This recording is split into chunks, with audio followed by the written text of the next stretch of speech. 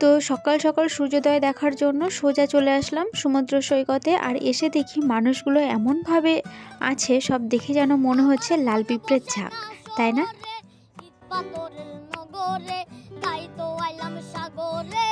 তো এত সকালে এসেও যে এত মানুষের উপস্থিতি দেখা যাবে সত্যি আমি ভাবতে পারিনি। হয়তো আমরা ভেবেছিলাম যে আমরাই হয়তো এত সকাল সকাল আসছি। তো যাই হোক, প্রথমে অন্ধকারের মধ্যে ওরকম লাগছিল, তারপর আস্তে আস্তে যখন আলোটা ফুটছিল, সত্যি সমুদ্র সৈকতের দৃশ্যটা যেন অতি মনোহর ছিল, আমার কাছে অন্তত লাগলো। তবে একটা কি কথা জানেন, সূর্যোদয় দেখার জন্য আমরা এসে কখন থেকে হাজির হয়ে আছি, অথচ সূর্যি মামা কখন যে চুপি চুপি উদয় হয়ে গেছে কুয়াশার আড়ালে আমরা বুঝতেই পারিনি। তো সকাল সকাল সমুদ্র কিনারে বসে আছি, আর এখানে একটু গরম গরম চা না খেলে হয়। তো দেখলাম যে চা বারবার এখান দিয়ে চা করতে করতে যাচ্ছে চাওয়ালা, তো সেখান থেকে একটুখানি চা নিয়ে নিলাম। তো আমি লেবু চা খুব একটা খাই না, কিন্তু আজকে কি মনে হলো যে না, একটু লেবু চা খেয়েই দেখি কেমন লাগে। তো এখানে চা খেতে খেতে কিছু সাজগোজ দেখছিলাম, আর ওদিকে আমার ছেলে চলে গেছে ওর মেজ দিদির সাথে ছবি তুলতে।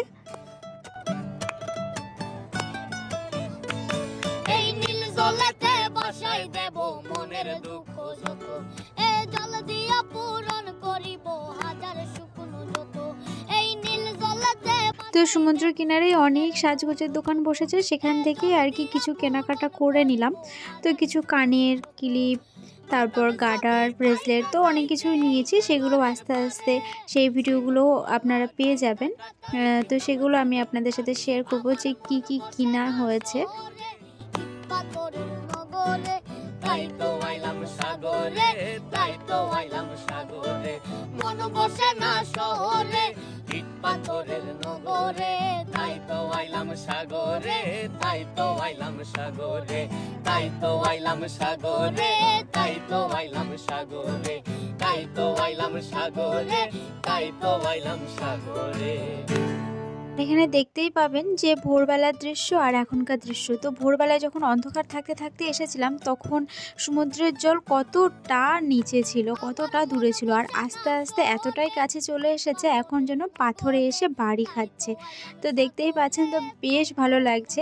আগের থেকে এখনকার দৃশ্যটা যেন আরও বেশি ভালো লাগছে। যদি আগে আমরা জানতাম তাহলে আর ভোরবেলায় এসে শুধু শুধু সময় নষ্ট করতাম না, এই সময়টায় এসে আরও বেশি কিছুক্ষণ থাকতাম। কিন্তু কি করব, আর বেশিক্ষণ এখানে থাকার জন্যেই, কারণ খিদে পেয়ে গেছে, রুমে গিয়ে এবার খাওয়া দাওয়া করতে হবে।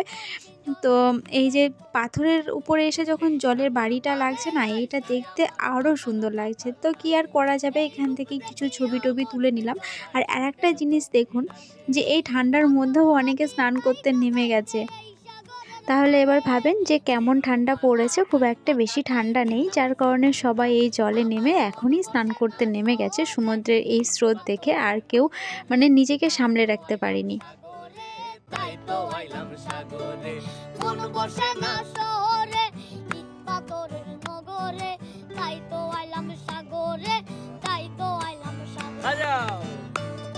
তো আমি শেষমেশ একদম জলের ধারে চলে গেছিলাম, ওই ধারের পাথরগুলোতে বসে কিছু ছবি তুলতে নিয়েছি। এমন সময় এমন জোরে স্রোত এসছে যে আমি পুরো ভিজে গেছি, আমার জামা টামা সোয়েটার পিছনের অর্ধেক পুরো ভিজে গেছে, আর বেশি আমি এখন থাকতে পারলাম না।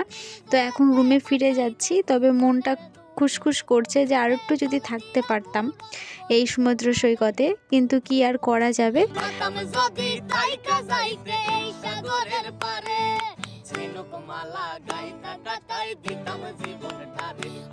তো মনটা যেন এখানেই পড়ে রয়েছে, অথচ পা নিয়ে যাচ্ছে অন্য জায়গায়। তো যাই হোক, এখন রুমে চলে যাচ্ছি, রুমে গিয়ে আবার রেডি হয়ে অন্য জায়গায় ঘুরতে যাওয়ার উদ্দেশ্যে বেরিয়ে পড়ব। তো এখানে কেনাকাটা কিছু করলাম, আর আসতে গিয়ে এই শঙ্খের দোকানটা দেখলাম, প্রচুর শঙ্খগুলো দেখেই লোভ লাগছিল, মনে হচ্ছিল যেন কিছু নিয়ে নিই। কিন্তু কি আর করা যাবে, আমিও শঙ্খ বাজাতে পারি না, মাও শঙ্খ বাজাতে পারে না, তো শঙ্খ যে কিনবো তাহলে শঙ্খটা যে দেখে নেব সেই মানুষটারই অভাব। রুমে চলে এসেছি, এখন চা জল খাওয়া হবে আর চাউমিন নিয়ে আসা হয়েছে, তো চাউমিনটা রান্না করে তারপরে খাওয়া দাওয়া করব। আমরা যদিও বা সমুদ্র কিনারে বসে বসে চা জলটা আমাদের সারা হয়ে গেছে, কিন্তু তবুও আবার রুমে এসে খেতে মন চাইছে, তাই আর একবার চা জল খাবো।